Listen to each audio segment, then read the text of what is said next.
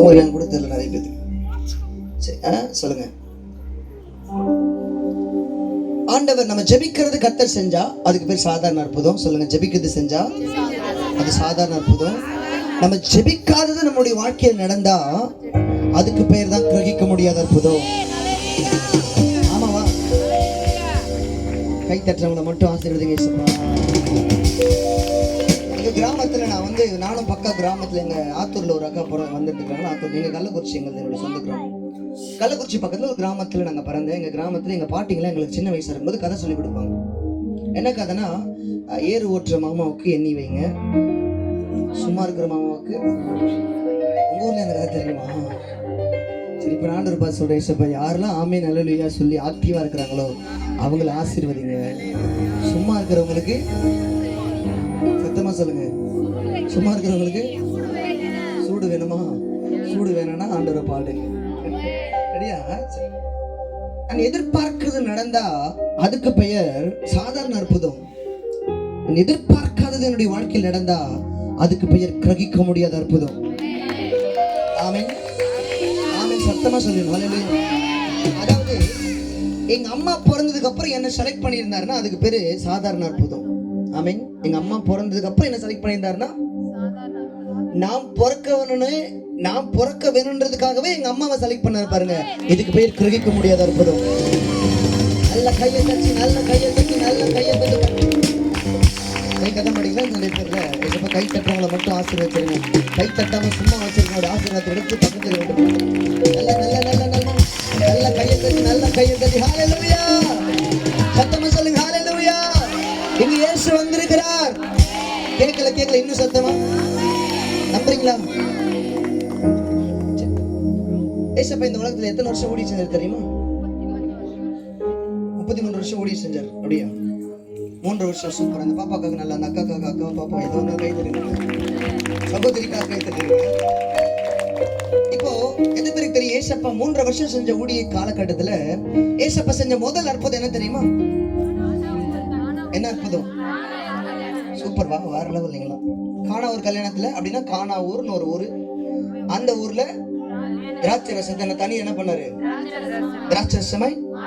அப்ப ஏசப்பா செஞ்ச முதல் அற்புதம் தண்ணீரை திராட்சை ரசமாய் மாத்தினது. ஆமாவா? ஆனா நீங்க பழைய ஏற்பாடுல தேடி பாத்தீங்கன்னா எங்கேயாவது ஆண்டவர் தண்ணீரை திராட்சை ரசமா மாத்திருப்பாரா? அதுக்கு முன்னாடி எங்கேயாவது மாத்திருக்கிறாரா? ஆமாவா இல்லையா? தெரியலையா?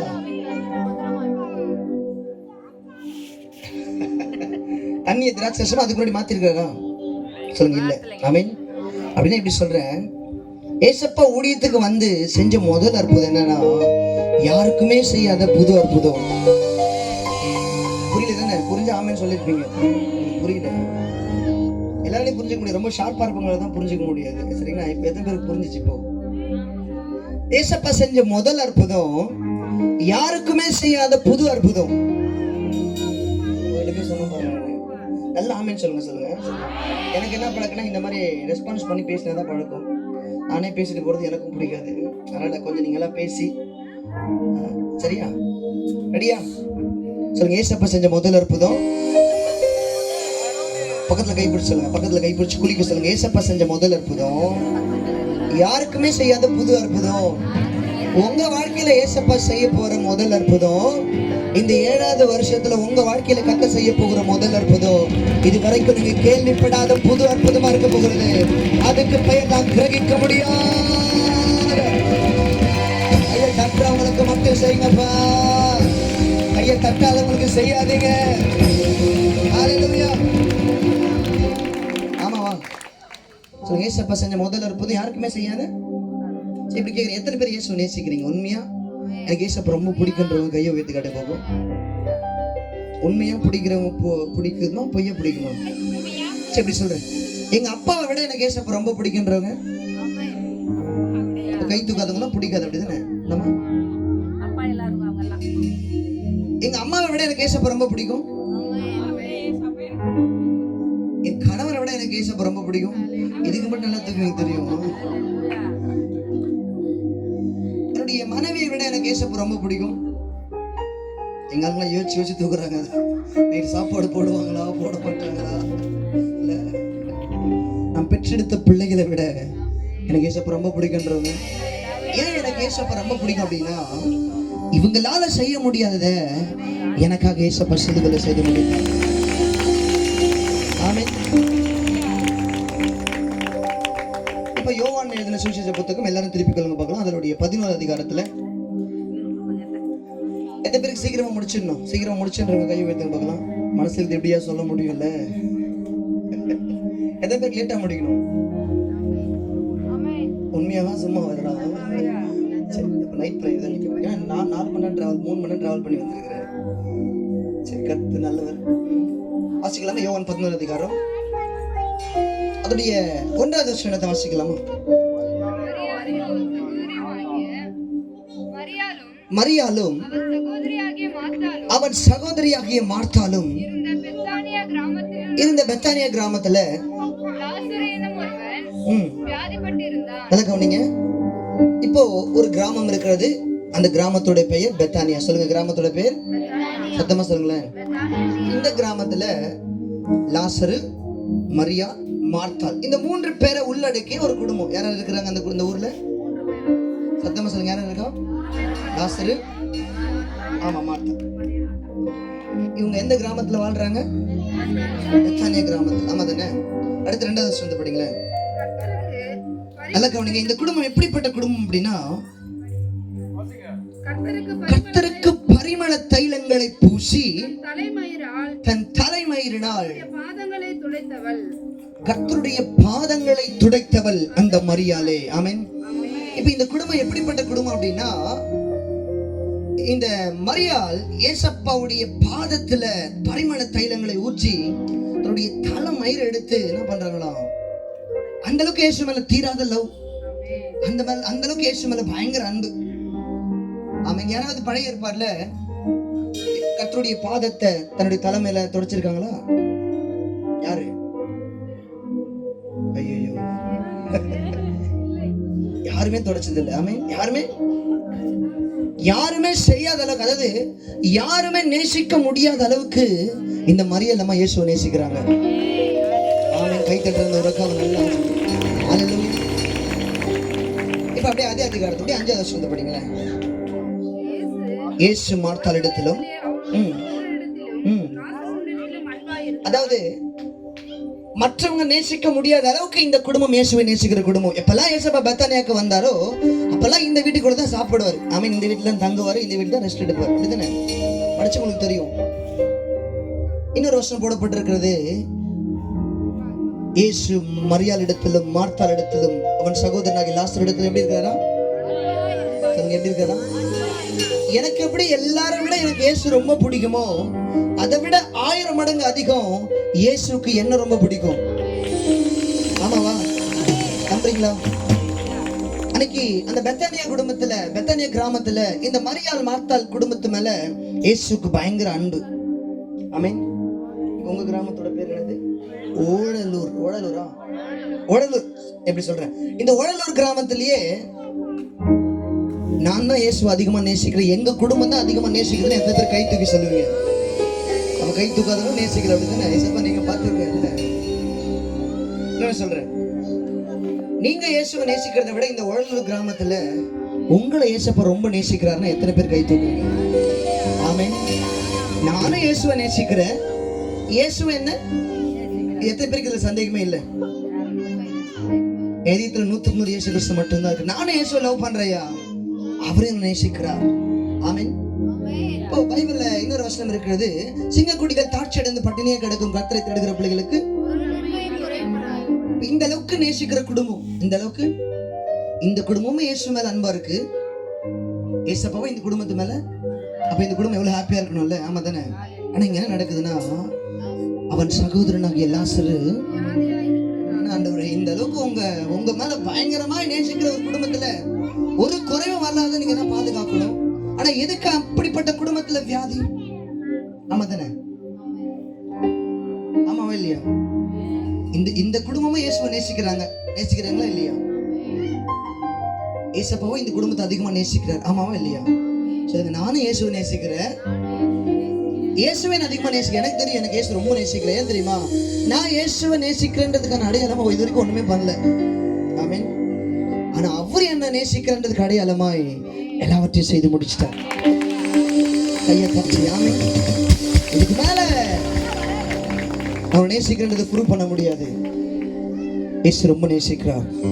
இயேசு மதத்தை மாற்றுகிற தெய்வம் அல்ல, வாழ்க்கையின் தரத்தை மாற்றுகிறவர். உங்களுக்கு தெரியுமா?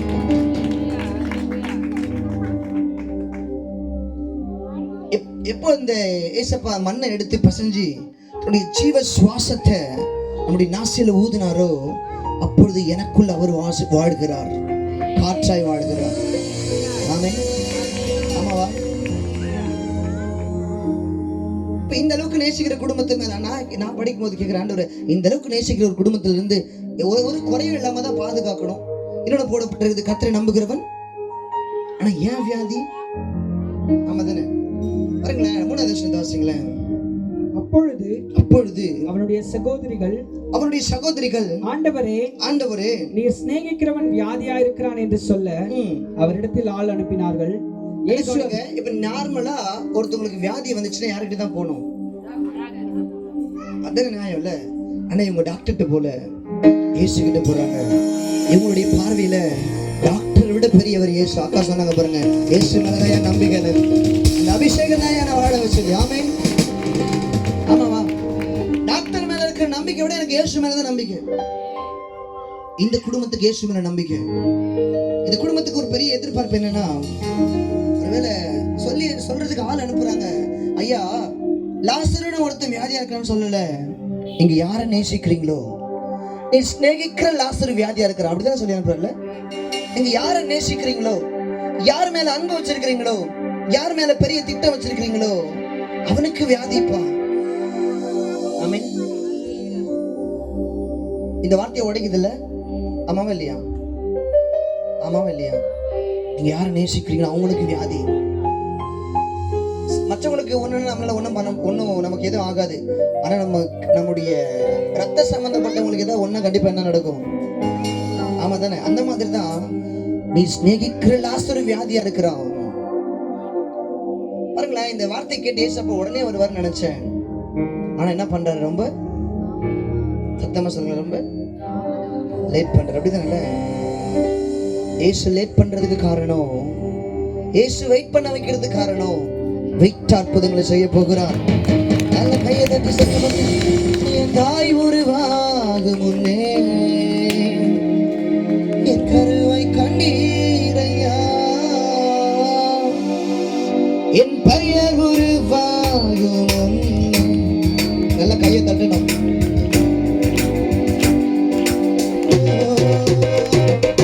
என் தாய் உருவாகும் முன்னே என் கருவை கண்டீரையா, பெயர் உருவாகும் முன்னே பெயர் சொல்லி அழைத்தீரையா. எப்படி பாவம் நன்றி சொல்ல வார்த்தையே இல்லை.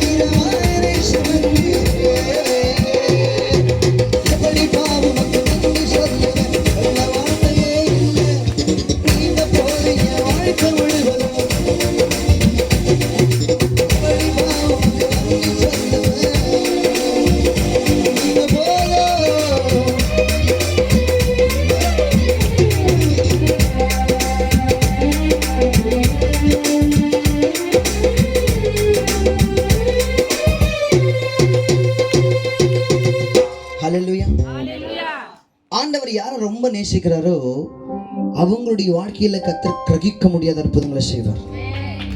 ஆமென். நம்புறீங்களா? எத்தனை பேர் தைரியமா சொல்ல முடியும் என்ன கர்த்தர் நேசிக்கிறார்? நான் இயேசுனா யாருன்னே தெரியாத ஒரு குடும்பத்தில் பிறந்தவன். எனக்கு இயேசுக்கு சம்பந்தமே கிடையாது. இயேசுனா யாருன்னே தெரியாது. இப்படி சொந்த ஊர் கள்ளக்குறிச்சி பக்கத்துல இருக்க ஒரு கிராமத்துல நான் பிறந்தேன். என் கூட பிறந்தது 2 தங்கச்சி, ஒரு தம்பி. என் குடும்பத்தில் மொத்தம் நாங்கள் 6 பேர். நான் சொல்றது இதே கவனிப்பீங்களா? சரி, நல்லா நீங்க நிறைய பேர் கவனிக்கிறீங்க. கர்த்தர் ஆசீர்வதிப்பாங்க. அப்போ என்னுடைய சொந்த ஊர் கள்ளக்குறிச்சி இருந்தாலும் எங்க தாத்தா பாட்டி அப்பா அம்மா நான் பறக்கிறதுக்கு முன்னாடி எல்லாருமே எங்க டெல்லிக்கு அவங்க பஞ்சம் பிடிக்கிறதுக்காக போயிட்டாங்க. ரொம்ப கஷ்டப்படுகிற ஒரு குடும்பம். கரெக்டாக ஒரு 5 வயசு வரைக்கும் நான் எங்கள் அப்பா அம்மா கூட டெல்லியில் வளர்க்கப்பட்டேன். 5 வயசு முடிஞ்ச உடனே என்னை பெரியம்மா வீட்டில் விட்டுட்டு கள்ளக்குறிச்சி பக்கத்தில் இருக்கிற கிராமத்தில் என்னை படிக்க வச்சுட்டு எங்கள் அப்பா அம்மா டெல்லிக்கு போயிட்டாங்க. நான் வளர்ந்தது, நான் படித்தது எல்லாமே என்னுடைய சின்ன வயசு எங்கள் பெரியம்மா வீட்டில் தான். அம்மாவுடைய அன்பை ரொம்ப நாள் பிரிஞ்சு அம்மாவுடைய அன்புக்காக ரொம்ப ஏங்கி வாழ்ந்துருக்கிறேன். எங்கள் குடும்பத்தை நான் தான் அதிகமாக படிச்சிருக்கிறேன். 9th வரைக்கும். என்னை தவிர எங்கள் தம்பி தங்கச்சார ஸ்கூல் பக்கமே போனதில்லை.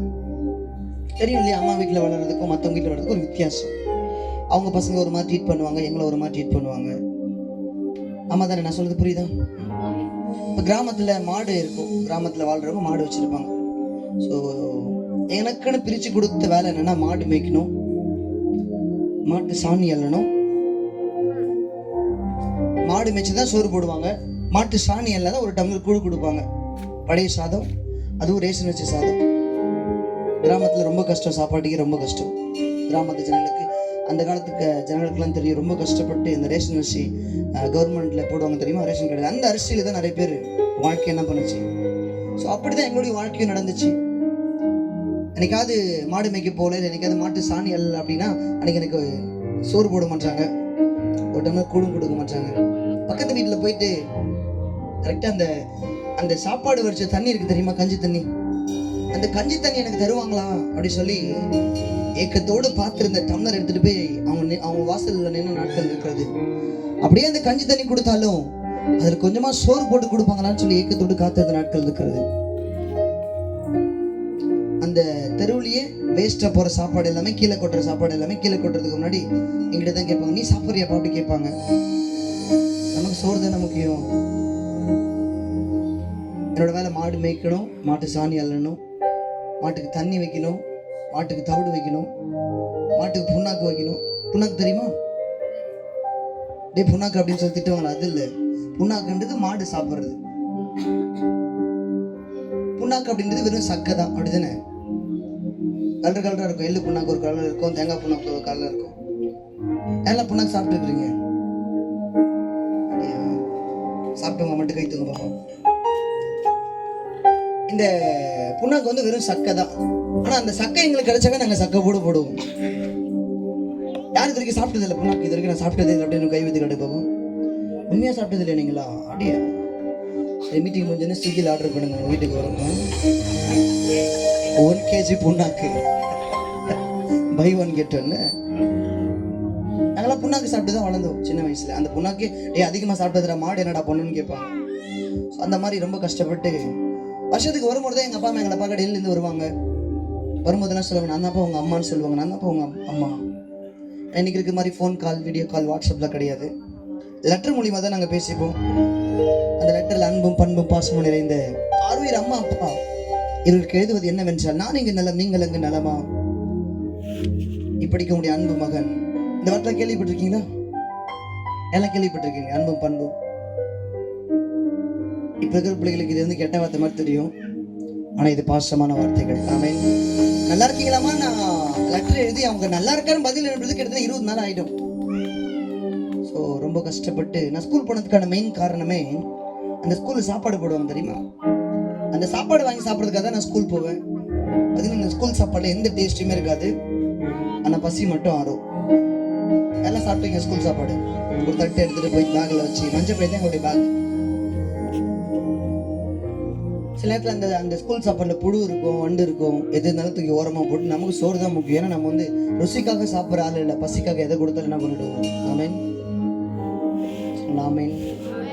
தூக்கம் வரல உங்களுக்கு பிரசங்கம் பண்றதுக்கு எனக்கு தூக்கம் வருது இப்போ. கொஞ்சம் நல்லா ஆக்டிவா. நான் முதல்ல இயேசுன்ற பேரை கேள்விப்பட்டது எப்போன்னா, நான் சொன்னேன் நான் இயேசுன்னு யாருன்னே தெரியாத குடும்பத்துல பிறந்தேன். அப்போ இயேசு தான் எனக்கு சம்மந்தமே இல்லாத குடும்பத்துல பிறந்தேன். முதல்ல இயேசுன்ற பேரை கேள்விப்பட்டது சண்டே கிளாஸ்ல 2003ல நான் முதல்ல இயேசு பத்தி கேள்விப்படுகிறேன். அப்போ நான் 7th படிக்கிறேன். அந்த 7th படிக்கிற லீவ்ல ஒரு சண்டே கிளாஸ்ல போய் உட்காந்து ஒரு ட்ரௌசர் போட்டு ஒரு ராத்திரி சண்டே கிளாஸ் நடத்தினாங்க. அந்த சண்டே கிளாஸ்ல போய் உட்காந்தேன். அங்க சில பாடல்கள் சொல்லி கொடுத்தாங்க. எதுக்காக சண்டே கிளாஸ் போவோம் அப்படின்னா, பிஸ்கெட் கொடுப்பாங்க சண்டே கிளாஸ் போனா. ஏன்னா கிராமத்துல எங்களுக்கு என்ன ஸ்நாக்ஸ் கிடைக்குன்னா, அரிசி தான் எங்களுடைய ஸ்நாக்ஸ். அரிசி வந்து ஊற வச்சு சாப்பிடுவோம். அரிசியை வறுத்து பாக்கெட்ல போட்டு மாடு மேய்க்க போயிடுவோம். அரிசி தான் எங்களுடைய ரொம்ப நாள் நாங்கள் சாப்பிட்ட ஸ்நாக்ஸ். என்னன்னா அரிசியை வறுத்து சாப்பிடுவோம். அந்த அரிசியை வறுத்து சாப்பிட்டா ரொம்ப டேஸ்டா இருக்கும். எத்தனை பேர் சாப்பிட்டு இருக்கிறீங்க அந்த அரிசியை வறுத்து? நல்லா இருக்கும்ல. யார் இது வரைக்கும் சாப்பிட்டது இல்லை? பயப்படாதீங்க, ஸ்விக்கியில் ஆர்டர் பண்ண சொல்ல மாட்டேன். சரி, கதை நல்லவர். இப்போ அரிசி மட்டுமே சாப்பிட்ற எங்களுக்கு பிஸ்கெட் கிடைச்சா அவ்வளோ ஹாப்பியாக இருக்கும்ல. சண்டே கிளாஸ்க்கு போனால் 2 பிஸ்கெட் கொடுப்பாங்க, மாதிரி பிஸ்கெட். அந்த பிஸ்கெட்டுக்காக ஆசைப்பட்டு ஓடி போய் உட்காந்து அங்கே சில பாட்டெலாம் சொல்லி கொடுத்தாங்க. தண்ணீர்கள் கடக்கும் போது உன்னோடு இருக்கின்றேன், அக்கினியில் நடக்கும் போது கூடவே வருகின்றேன், மூழ்கி போவதில்லை, எரிந்து போவதில்லை, மூழ்கி போவதில்லை, நான் எரிந்து போவதில்லை. நாராவுங்க திருக்கரத்தின் இசைக்கருவியிலே உன்னன் சித்தம். நாராவுங்க திருக்கரத்தின் இசைக்கருவியிலே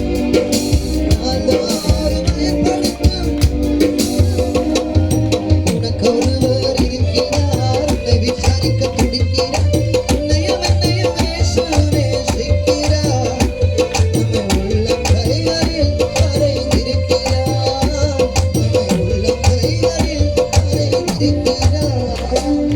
நீரின்றி வாழ்வேது இறைவா, என்னை வென்று மகிழ்வேது தேவா. நீரின்றி வாழ்வேது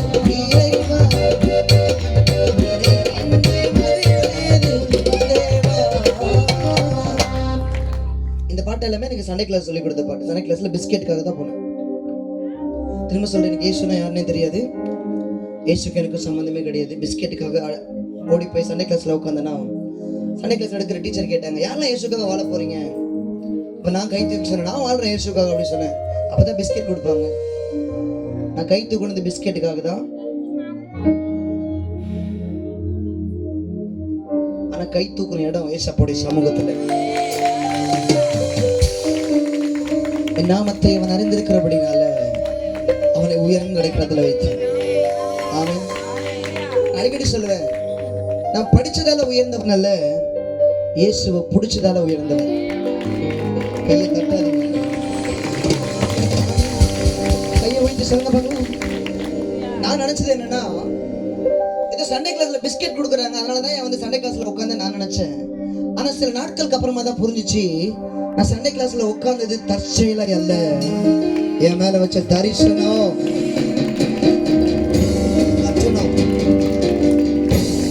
அப்படியே பக்கத்துல இருக்கிறவங்க பார்த்து சொல்லுங்களேன், கைப்பிடி சொல்லுங்க. தீர்க்கதரிசனமா கூட இருக்கலாம். நீங்க சும்மா இந்த இடத்துல வந்து உட்காரல, யாரும் கூப்பிட்டாங்கன்னு வந்து உட்காரல, கெஸ்டா வரணும்னு வந்து உட்காரல. நீங்க உட்கார்ந்து இருக்கீங்கன்னா உங்க மேல கர்த்தருடைய பிளான் பெருசா இருக்கு, அது உங்களுக்கே தெரியாது. கையை தட்டி கையை தட்டி கையை தட்டி கையை தட்டி கையை தட்டி நல்ல நல்ல நல்ல நல்ல நல்ல 2 கையை ஊதி சொல்ல பார்க்கலாம். இப்போ எலும்புகள் உருவாகல, நரம்புகள் தசைகள் உருவாகல, தரிசனம் உருவானரே, தாய் கருவிலே தரிசனம். இதை போய் நம்புறீங்க? கையை உயர்த்தும். உருவாகல, நரம்புகள் உருவாகல, தசைகள் உருவாகல.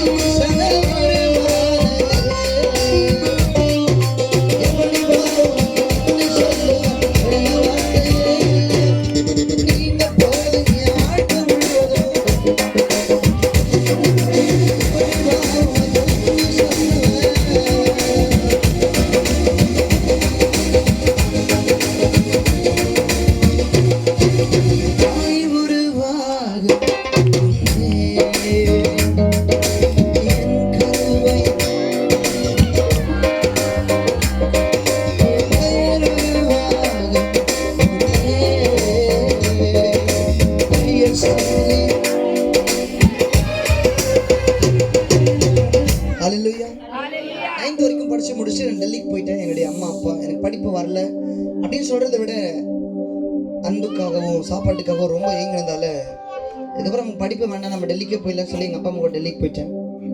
இப்போ என்னுடைய அம்மா அப்பா தம்பி தங்கச்சி தாத்தா பாட்டி எல்லாருமே டெல்லியில் தான் வாழ்ந்துட்டு இருந்தாங்க. எல்லா குடும்பத்துக்கும் ஒரு தொழில் இருக்கும் இல்லையா, எல்லா அப்பாவும் ஒரு வேலை செய்வாங்க. ஆமாவா இல்லையா? எங்கள் குடும்பத்தோட தொழில் என்னன்னா, எங்கள் அப்பா அம்மா என்ன வேலை செஞ்சுட்டு இருந்தாங்கன்னா டெல்லியில் இந்த குப்பை பொறுக்கிறது தான் எங்களுடைய குடும்பத்தோட தொழில். பார்த்துருக்கீங்களா அந்த குப்பை பொறுக்கிறவங்க? யாரெல்லாம் பார்த்துருக்கீங்க குப்பை பொறுக்கிறவங்கள? எங்கள் தாத்தா பாட்டி, எங்கள் அப்பா அம்மா, நான், என்னுடைய தம்பி தங்கச்சி எல்லாருமே இந்த குடும்ப தொழிலே குப்பை பொறுக்கிறது தான். குப்பை பொறுக்கவங்க எப்படி இருப்பாங்க சொல்லுங்க பார்க்கலாம். சத்தமாக தான் சொல்லுங்களேன். அழுக்கார பாஸ்டமாக தான் சொல்கிறாங்க. மற்ற வாலிப பசங்களாம் தண்டத்தை உட்காந்துருக்காங்க. கொஞ்சம் பிரியாணி போடுங்களா ஐயா? இல்லை நல்லது, பிரியாணி போட சாப்பிட்டு போயிடுவாங்க. கொஞ்சம் வாழை திறக்க நல்ல ஆமேன்னு சொல்லணும் வாலிப பசங்களாம். சரியா? நானா உங்களை மாதிரிலாம் உட்காந்துருக்க மாட்டேன். நானும் கையை தூக்கி ஆமேன்னு சொல்லுவேன், அலையிலேயே சொல்லுவேன், நல்லா கத்தி ஆராதிப்பேன். சபையுடைய நான் இப்படி நம்புறேன், இங்கே வந்து ஒரு மைக்கை வச்சுக்கிட்டு ஸ்பீக்கரை வச்சு பேடு கீபோர்டு ஒரு ஸ்டேஜை போட்டு சர்ச்சில் வச்சு உட்காந்து நீங்கள் பாடுங்கன்னாவே பாட மாட்டீங்களே. நீங்களாம் வீட்டில் போய் எங்கேருந்து பாட போறீங்கன்னு நான் யோசிச்சுப்பேன். ஆமாம் தானே? கரெக்டாக சொன்னீங்கன்னா யாரும் சொல்கிறீங்க அப்படி தான். நல்ல நாங்கள் ஏன் பாட போகிறோம்? அப்படியே பாடினால சினிமா பாட்டு தான் பாடுவோம். ஆமாம் தானே? கத்தர் நல்லவர். ஆமென். ஒரு அழுக்கான சட்டை, அழுக்கான ட்ரௌசர், இந்த காலில் வேற செருப்பு, இந்த காலில் வேற செருப்பு, பார்க்கறதுக்கே பைத்தியக்காரங்க மாதிரி ஒரு கோணி பையை போட்டு. கோணி பை என்ன தெரியுமா? சாக்கு பை. உங்கள் ஊரில் சாக்கு பை சொல்றீங்களா, கோணி பை சொல்றீங்களா? கோணி பை தான் சொல்றீங்களா? சூப்பர். ஏன்னா சில இடத்துல கோணி பை சொல்லி தெரிய மாட்டேது அப்படின்னு என்னன்னு கேட்குறாங்க. அதனால தான் உங்கள்கிட்ட நான் கேட்டுக்கிறது. கத்தர் நல்லவர். அப்போ அந்த கோணி பையை போட்டு ரோடோட அலையும் பொழுதெல்லாம் இந்திக்காரங்க எங்களை பார்த்து சொல்லுவாங்க, சில பாக்க போத் பத்து பாரா தர ஊப்பர் ஓரமா போட உமல ரொம்ப நாத்தடிக்குது, நீ குளிச்சு எத்தனை நாள் ஆச்சுன்னு சொல்லி ஒரு மாதிரி கேவலமா பேசுவாங்க. ஏன்னா உண்மையாவே எங்களோட வாழ்க்கை அப்படிதான் இருக்கும். பார்க்கறதுக்கு பைத்தியக்காரங்க மாதிரி ரொம்ப அழுக்கா. ஆமென். எல்லாருடைய பார்வைக்குமே நான் அழுக்கா தெரிஞ்சேன், ஆனா ஏசப்பாவுடைய பார்வைக்கு மட்டும் அழகா தெரிஞ்சிருக்கிறேன். மனுஷ முகத்தை பார்க்கிறான், கர்த்தர் இருதயங்களை பார்க்கிறவர். ஆமென். உங்க அப்பா அம்மா உங்க இதயத்தை உங்க முகத்தை பார்ப்பாங்க, கூட பிறந்தவங்க உங்க முகத்தை பார்ப்பாங்க, ஆனா கர்த்தர் இதயத்தை பார்ப்பார். அந்த இதயத்துல இயேசு இருக்கிறாரான்னு பார்ப்பார். என் நாமத்தை இவன் அறிந்திருக்கிறபடினால உயர்ந்த அடைக்கலத்துல வைப்பேன். எல்லாருடைய பார்வைக்கு நான் ஏசப்பா சமூகத்துல வந்து கேட்ட, ஆண்டவரே நான் குப்பை பறிக்க வாழ்ந்துட்டு இருந்தப்ப எல்லாருடைய பார்வைக்கு நான் அழுக்கா தெரிஞ்சேன், அழுக்கா தான் இருந்தேன், ஆனா உங்க பார்வைக்கு மட்டும் எப்படி ஏசப்பா அழகா தெரிஞ்சிருக்கிறேன். என்ன போய் ஊழியனை செலக்ட் பண்ணிருக்கீங்களே.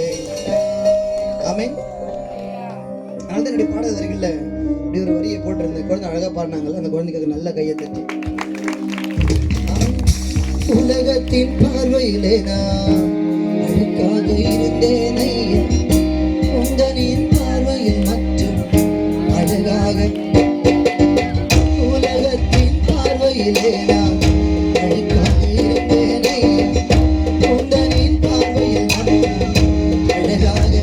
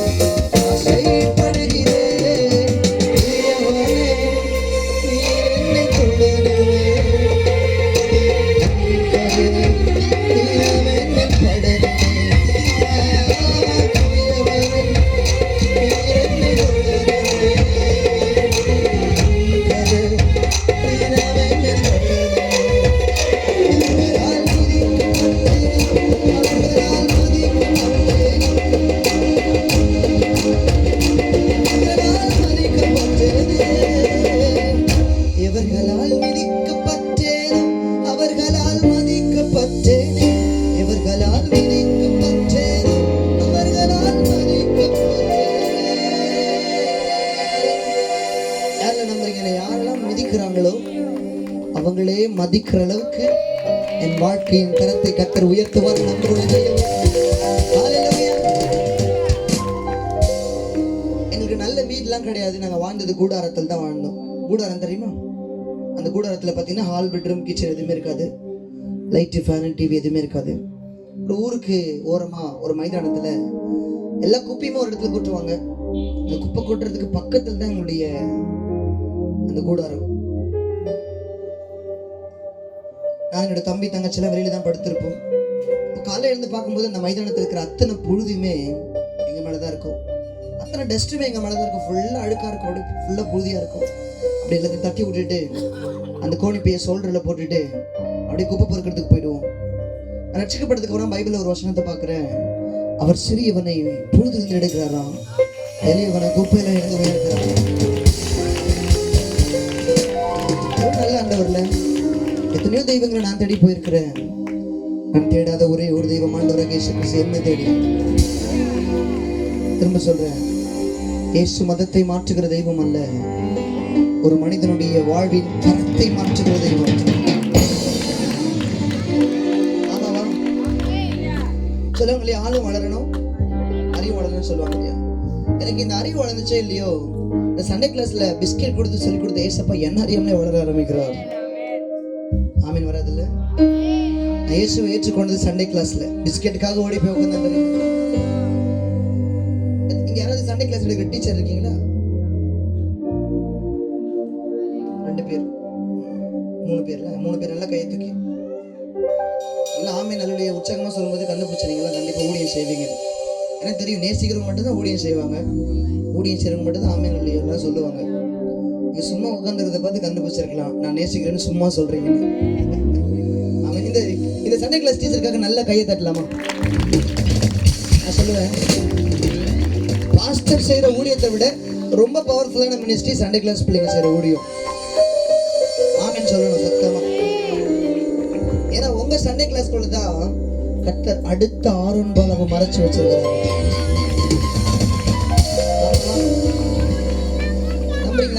யாருக்கு தெரியும்? இந்த உழலூர் கிராமத்தையே அசைக்கக்கூடிய ஒருத்தன் நீங்க எடுக்கிற சண்டே கிளாஸ்க்குள்ள உட்கார்ந்துருக்கலாம். செங்கல்பட்டு மாவட்டத்தையே ஏசுப்பட்டு திருப்பக்கூடிய ஒருத்தன் தமிழ்நாடே அசைக்கிற ஒருத்தன். எனக்கு அந்த கள்ளக்குறிச்சி பக்கத்துல அந்த கிராமத்துல நான் போய் சண்டே கிளாஸ்ல பிஸ்கெட்டுக்காக உட்காரும் போது எனக்கு சொல்லி கொடுத்த அந்த அக்காவுக்கே தெரியாது, தோ இங்க உட்காந்துருக்காம ஒரு சின்ன பொடிய பிஸ்கெட்டுக்காக அவனை கந்து உலகத்தையே கலக்க வைக்க போறாரு. ஆமா தானே? யாருக்கு தெரியும்? உங்க சண்டே கிளாஸ்க்குள்ள ஒரு பையன் ட்ரௌசர் போட்டு உட்காந்துருப்பான். இன்னைக்கு அவன் தான் எழுப்புதல் வீரன். அவன் உங்க ஏரியா கோயில் பூசாரியோட கூட பையனை கூட இருக்கலாம். இயேசுவே எனக்கு பிடிக்காதுன்னு சொல்ற நாத்திகனோட பையனா கூட இருக்கலாம். எந்த மனுஷனையும் மேன்மைப்படுத்த இயேசுவால முடியும்.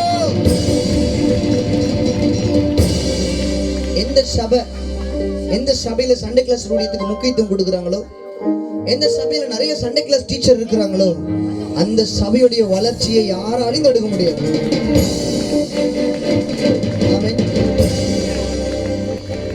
சண்டே கிளாஸ் ஊழியம் ரொம்ப ரொம்ப பவர்ஃபுல்லான மினிஸ்ட்ரி. ஒருவேளை நீங்க சண்டே கிளாஸ் ஊழியம் செய்யணுன்றது உங்க பாஸ்டருடைய விருப்பமா இருந்து உங்க கையில கொடுத்துருக்கலாம். ஆமாம். நான் ஒண்ணு சொல்றேன், உங்க பாஸ்டர் உங்க கையில கொடுக்கறதுக்கு முன்னாடியே அந்த பாஸ்டர் சண்டே கிளாஸ் எடுக்கிற ஊழியம் செய்யற உங்களை நான் பிளஸ் பண்றேன். உங்க சந்ததியில உங்களை மாதிரி யாரும் ஆசீர்வாதத்தை பார்க்க முடியாது. அந்த அளவுக்கு கர்த்தர் மேன்மையாய் இதிலும் பெரிதானவர்களை காண்பாய். மற்ற பேர்கள் என்ன பண்றீங்க? நிறைய வாலிபரை நான் பாக்குறேன். மற்றவங்க என்ன பண்றீங்க? சண்டே கிளாஸ் கூட எடுக்க முடியாம என்ன பண்றீங்க? மற்ற பிள்ளைங்கன்னா டைம் இல்லையா? ஆமாவா? டைம் இல்லை தானே? ஆமா தானே? கண்டிப்பா டைம் இருக்கு. வாய்ப்பு இல்லை உங்களுக்கு இல்ல. வாலிப வயசுல ஆமென் இயேசுக்காக ஏதோ ஒன்று செஞ்சிருங்க. உங்க தலைமுறை ஆசீர்வாதத்தை நீங்க பார்க்கலாம். ஆமென். சும்மா ஞாயிற்றுக்கிழமை எல்லாரும் போலவும் நானும் வந்துட்டு போற ஒரு சாதாரண விசுவாசியா இருக்கக்கூடாது. சாதனை படைக்க போகிற ஒரு விசுவாசியா இருக்கு. கூட்டத்தோட கூட்டமாய் நானும் ஒரு ஆள் அப்படி அல்ல, பெரிய கூட்டத்தையே ஆண்டவர் ஆதாயப்படுத்த போகிறாள். ஆமென். மனுஷங்க உங்களை பார்க்கறதுக்கும் கர்த்தர் உங்களை பார்க்கறதுக்கு வித்தியாசம் என்னன்னா, மனுஷங்க உங்ககிட்ட தகுதி இருக்கான்னு பார்ப்பாங்க, கர்த்தர் தரிசனம் இருக்கான்னு பார்ப்பாரு. ஆமென். மனுஷங்க உங்ககிட்ட அனுபவம் இருக்கான்னு பார்ப்பாங்க, ஆனா கர்த்தர் அபிஷேகம் இருக்கான்னு பார்ப்பாரு. மனுஷங்க உன்கிட்ட திறமை இருக்கான்னு பார்ப்பாங்க, ஆண்டவர் கிருபை இருக்காப்பான்னு பார்ப்பாரு. ஆமென்.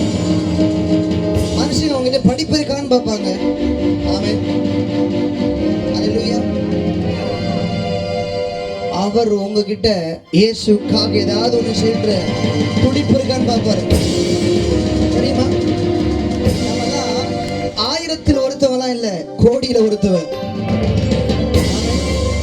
கோடியில கர்த்தர் நம்மளை செலக்ட் பண்ணி தூக்கி நிறுத்தி வைத்திருக்கிறார். எத்தனை கோடி கொடுத்தாலும் வாங்க முடியாது கிருபை, எத்தனை கோடி கொடுத்தாலும் பெற்றுக்கொள்ள முடியாது அபிஷேகம், ரட்சிப்பு. ஆமென். நல்ல நல்ல நல்ல உற்சாகம். எலும்புகள் உருவாகல, நரம்புகள் உருவாகல, தசைகள் உருவாகல, தரிசனம் உருவானது தாய் கருவிலே. ரட்சிக்கப்படுகிறவளை கர்த்தர் அனுதினமும் சபையில எதுவுமே சொல்ல முடியும். நானா சர்ச்சுக்கு வந்துட்டேன்னா எனக்கு கர்த்தர் என்ன சேர்த்தாரா தெரியலன்றீங்களா? நானா வந்தனா இல்ல கர்த்தர் சேர்த்தாரா? எத்தனை பேருக்கு அந்த நம்பிக்கை இருக்கு? நான் சபைக்குள்ள நானா வரல, நம்மளாம் சபைக்கு வர ஆளா நம்மளாம் இல்ல. எத்தனை முறை இயேசு பிடிக்காது, அது வெளிநாட்டு கடவுள் இல்ல, அப்படி இப்படி என்னமோ சொன்னால. ஆமென். யோசிச்சு பாருங்களேன், இந்த வடலூர் கிராமத்துல எத்தனையோ பேர் இருந்தாலும் அவங்களெல்லாம் கர்த்தர் சபைக்குள்ள சேர்க்காம உங்களை மட்டும் சேர்த்திருக்கிறாங்கன்னா விசேஷமானவங்க. யார் கர்த்தர் அந்த அபிஷேகத்துக்கு கீழ்ப்படுகிறாங்களோ, யார் அந்த கிருபைக்கு கீழ்ப்படுகிறாங்களோ, அவங்க வாழ்க்கையில செய்ய போகிற நன்மையை அவங்களை கர்த்தர் உயர்த்த போறது யாராலையும் தடுக்க முடியும். தெரியுமா? ஆமென். ஒரு கோணி பையை போட்டு ரோடோட போயிட்டு குப்பை பொறுக்கிட்டு இருந்தேன். குப்பை பொறுக்கும் போதெல்லாம் பாடுவேன், நாதா உங்க திருக்கரத்தின் இசை கருவினா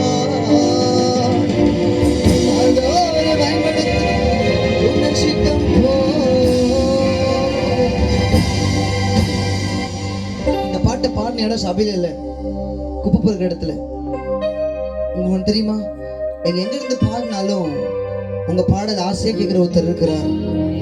பாடினா கேட்பாரு. மரணமும் ஜீவனும் நாவின் அதிகாரத்துல கர்த்தர் வச்சிருக்கிறாரு. ஆமென். எனக்கு என்ன தெரியும், குப்பை பொறுக்கிறவங்களுக்கு என்ன தெரியும்னா, 1 கிலோ பிளாஸ்டிக் எவ்வளவுன்னு தெரியும். திரும்ப சொல்றேன், இந்த சாட்சியை வாழ்க்கையில கர்த்தர் செஞ்ச நன்மையை நான் சொல்றதுல வெட்கப்படலை, கூச்சப்படலை. என்னை பார்த்து பரிதாபமா நினைக்கணும்னு நான் விரும்பல. ஆமென். அதுக்கு ஆசைப்பட்டு நான் சொல்லலை. இருக்கிற யாராவது ஒருத்தருடைய உள்ளத்துல குப்பை பொறுக்கணும் கர்த்தர் உயர்த்துவார்னா என்ன உயர்த்த மாட்டாரான்ற அந்த சின்ன ஒரு தீப்பொறி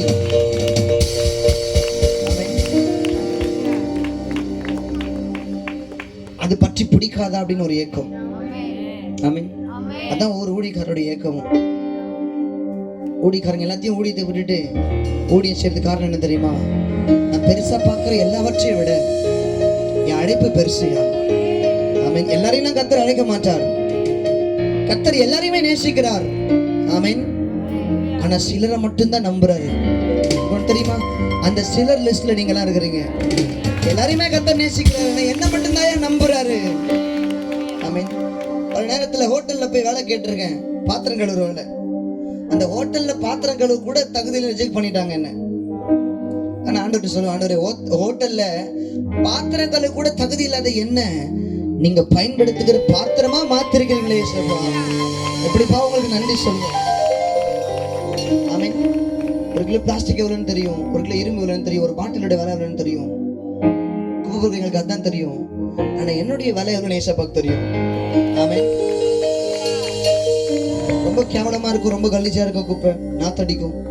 நாய் செத்து போச்சுன்னா குப்பையில போடுவாங்க, பூனை செத்து போச்சுன்னா குப்பையில போடுவாங்க. குப்பை எல்லாம் ஃபுல்லா அப்படியே புழுவா இருக்கும். அந்த கை வச்சுதான் பாருங்களேன், நாங்க அந்த குப்பையெல்லாம் எடுப்போம். எத்தனை முறை அந்த கை வச்சு எடுக்கும்போது அந்த கையில அந்த பாத்திரம் எல்லாமே ஒட்டிக்கும். கழுவுறது கூட தண்ணி இருக்காம நாய் இதுக்கு என்ன தேவை, நாய் திருடிட்டு இருக்கும். பண்ணி அதுக்கு என்ன தேவையோ பண்ணி தந்துட்டு இருக்கோம். ஒரு பக்கம் நாயை விரட்டிட்டு பண்ணியை விரட்டிட்டு எங்களுக்கு என்ன தேவையோ அதெல்லாம் எடுத்து இந்த கோணி பையில போடும் பொழுதெல்லாம் நாதா உங்க திருக்கரத்தின்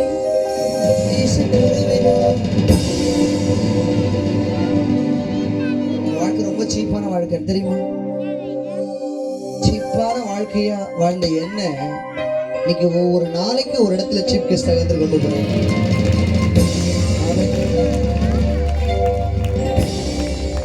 டெய்லி டிராவல் பண்ணிட்டே இருக்கிறோம். ஒவ்வொரு நாளைக்கு ஒரு ஊர். காலையிலையும் ஒரு சர்ச்சோட ஆனிவர்சரி தான் முடிச்சுட்டு நேரம் இங்கே வரும். நான் யோசிக்கிறேன், ஏசப்பா எனக்கு எந்த தகுதியுமே இல்லை ஏசப்பா. குப்பை பொறுக்க தெரியும், அவ்வளோதானப்பா தெரியும். ஒவ்வொரு கோயில் வாசல்ல போய் பிச்சை எடுப்போம். அப்பா அம்மா நான் தம்பி தங்கச்சி எல்லாருமே ஒரு வீட்டுகள்லையும் போய் கதவை தட்டி எங்களுக்கு ரொம்ப பசிக்குதுங்க எங்களுக்கு சாப்பிட எது கொடுங்கன்னு சொல்லி பிச்சை எடுப்போம். ரம்ஜான் பக்கத்து இருந்துச்சுன்னா மசூதி வாசல்ல போய் பிச்சை எடுப்போம். மற்ற நாட்களில் மற்ற கோயில் வாசல்ல போய் பிச்சை எடுப்போம். வியாழக்கிழமான சாய்பாபா கோயில் வாசல்ல போய் பிச்சை எடுப்போம். உங்க முன்னாடி நின்று பிரசங்கம் பண்றேனா, உங்க முன்னாடி நின்று பேசுகிறேனா, ஒரு குப்பை பொறுக்கணும் குடும்பத்துல பிறந்த பிச்சை எடுத்து வாழ்ந்த ஏசுக்கும் எங்களுக்கும் சம்பந்தமே இல்லை. ஆனா இன்னைக்கு நான் எழுதுகிற பாடலை சின்ன குழந்தைங்க எல்லாம் பாடுறது கேட்கும் போது எவ்வளவு நல்ல ஒரு உலகத்துல எங்கெங்கெல்லாம் தமிழ் சர்ச் இருக்கோ அங்கெல்லாம் பாடுறாங்க. எப்படிப்பா உமக்கு நன்றி சொல்லு, சொல்ல வார்த்தையே இல்லை, நீங்க போது என் வாழ்க்கை முழுவதும் வேறு ஆசையே இல்லை, உங்க கரத்தில் இருக்கவே ஆசைப்படுகிறேன், வேறு ஆசையே இல்லை, உங்க கரத்தில் இருக்கவே. அல்லேலூயா. 2008 வரைக்கும் குப்பை பொறுக்கினேன். 2011 வருஷம் ஞானஸ்தானம் எடுத்தேன். 2012 சர்ச்சுக்கு போக ஆரம்பிச்சேன். 2016 வருஷம் அபிஷேகம் பெற்றேன். 2018 ஊழிய அழைப்பு பெற்றேன். 2020 கூடம்பாக்கத்தில் ஒரு சபை ஆரம்பிச்சோம். 2025 கர்த்தர் உலகத்துக்கே கொண்டு போயிச்சார். திரும்ப சொல்லி முடிக்கிறேன், இது படிச்சதுனால வந்த உயர்வு அல்ல. என் தாய் உருவாக முன்னே என்கிற இந்த பாடல் என்னுடைய சேனல்ல மட்டுமே 1,80,00,000 பேர் பார்த்து ஆஸ்வதிக்கப்பட்டிருக்கிறார்.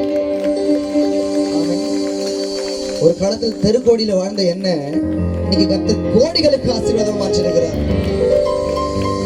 ஒரு காலத்துல என் கூடையில வெறும் குப்பை தான் இருக்கும், என் கோடி மேல குப்பை தான் இருக்கும். குப்பை கூடியா இருந்த என்னுடைய வாழ்க்கைய இன்னைக்கு ஏசப்பா அப்ப கூடிய பார்த்திருக்கிறார். ஏசு மதத்தை மாற்ற வந்த தெய்வம் அல்ல, ஒரு மனுஷனுடைய வாழ்க்கையின் தரத்தை மாற்ற வந்தவர். ஒருவேளை இயேசுவை ஏற்றுக்கொள்ளாம யாராவது இங்க புதுசா வந்திருப்பீங்க, நம்மளுக்கு நான் சொல்றேன். நிறைய பேர் சொல்லுவாங்க கிறிஸ்தவ மதம் மாத்துறாங்க. ஐயோ இல்லையா, குப்பை பொறுக்கணும் ஒரு பையனை மதம் மாத்தி அவருக்கு எந்த யூஸுமே இல்லை. நம்மளே பிச்சை எடுத்து வாழ்றோம். பிச்சை எடுக்கிறன்னு ஒருத்தனை மதம் மாத்தி. இயேசு என்னை தேடி வந்தது மதத்தை மாற்றுவதற்காக அல்ல, என் வாழ்க்கையின் தரத்தை மாற்றுவதற்காக. அந்த இயேசு உறுதியை பற்றி கொண்டு கர்த்தர் உயர்த்தி வச்சிருக்கிறார். கிரகிக்க முடியாத பெரிய காரியங்களை. பேருக்கு ஆசை இயேசுக்காக ஏதோ ஒன்று செய்யணும் அப்படின்னு. உண்மையா ஏதாவது செய்வீங்களா? இந்த கிராமம் ரட்சிக்கப்படணும்னா ஊழியக்காரங்க மட்டும் ஊழிய செஞ்சா பத்தாது. நீங்க இயேசுக்காக எழும்பணும்.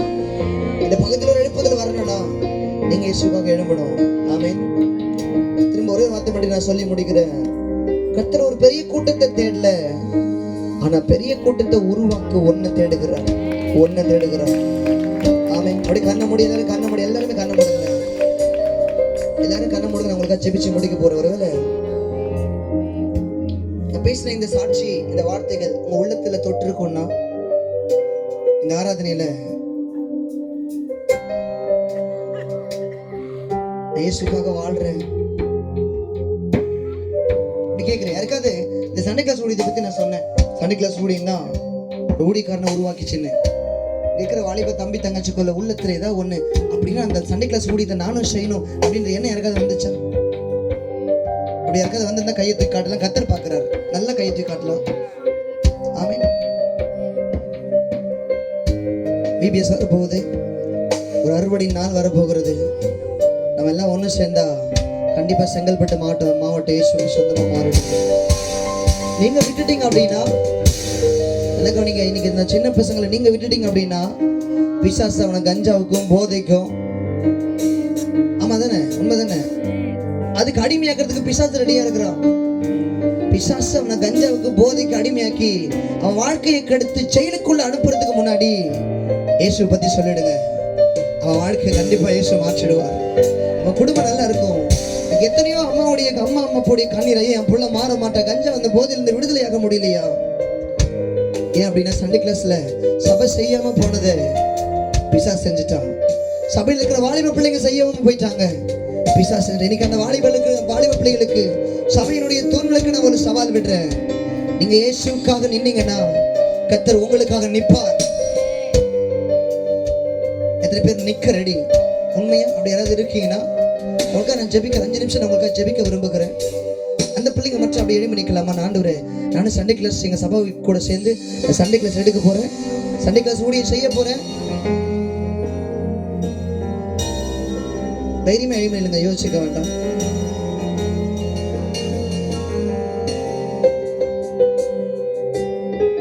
கண்ணை மூடி கண்ணை மூடி கண்ணை மூடி. Thank you Jesus. என்னைய பயன்படுத்துவீங்களா? இயேசுக்கு என்னோட வாழ்க்கையை அர்ப்பணிக்கிறேன்னு யாராவது இருப்பீங்கன்னா கூட, இயேசுவை ஏற்றுக்கொள்றேன்னு யாராவது இருப்பீங்கன்னா கூட எழுப்பி நிற்கலாம். அவங்களுக்காக ஜெபிச்சு முடிக்க போகிறேன். கர்த்தர் நல்லவர். Thank you Jesus. மனசு உங்க முகத்தை தான் பார்க்குறாங்க, எனக்கு கர்த்தர் இதயத்தை பார்க்குறாரு. தேவ பிள்ளையே, எழுந்து நிற்க யோசிக்க வேணாம், தயங்க வேணாம். சார் நினைச்சுங்க, 2 கையை உயர்த்திரு. நானும் அடிக்கடி உயர்த்திருவேன். ஏசப்பா, நான் ஒண்ணுமே இல்லைப்பா, நான் உயர்த்திடுவேன். நான் கையை உயர்த்தினேன், கர்த்தர் என்ன உயர்த்தினா? நீங்க உயர்த்தீங்கன்னா உங்களை கர்த்தர் உயர்த்துவார். Thank you Jesus, thank you Jesus.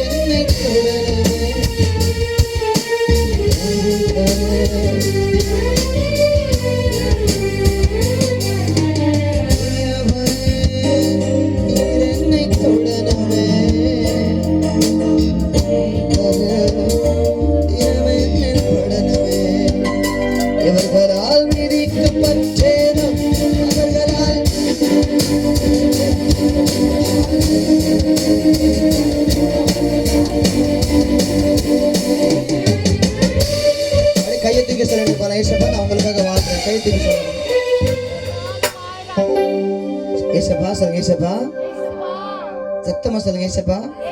இன்னும் நல்லா நான் பைபிள் படிப்பேன், நல்லா நான் ஜெபம் பண்ணுவேன், உங்களுக்காக ஊழியம் செய்வேன், தேவையில்லாத நம்பர்லாம் டெலீட் பண்ணுவேன், தேவையில்லாத கான்டாக்டை நான் கட் பண்ணுவேன், பரிசுத்தமா வாழ்வேன், சபைக்கு முக்கியத்துவம் கொடுப்பேன், ஞாயிற்றுக்கிழமை மட்டும் சபைக்கு வர மாட்டேன், ஒவ்வொரு நாளும் சபைக்குள்ள வந்து ஜெபிப்பேன், ஆராதிப்பேன், சபைக்கு நான் ஆசீர்வாதமா இருப்பேன்.